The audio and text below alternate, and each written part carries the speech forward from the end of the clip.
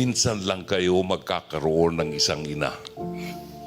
Gaano man kasama ang inyong ina, hindi niya ginusto na maging masama sa inyo. Mali lang talaga ang desisyon niya because she is a battered wife. Baka pwede nating unawain. Baka dahilan sa pagpapatawad ninyo, mabuo natin ang isang pamilya. Kanina habang si Kuy-Kuy ay nagsasalita, tahimik na nadinig ko ang boses ni Aling Bibing.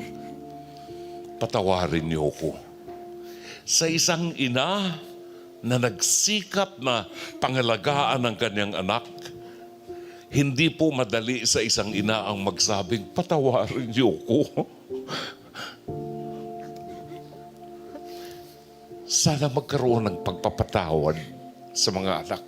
It is not too late. Sana sa pamamagitan ng programang ito, muli naming maibalik. At dalangin ko sa Diyos na hawakan ang inyong mga puso at matuto kayong magpatawad. Lalo na kung meron kayong mga anak. Maraming salamat.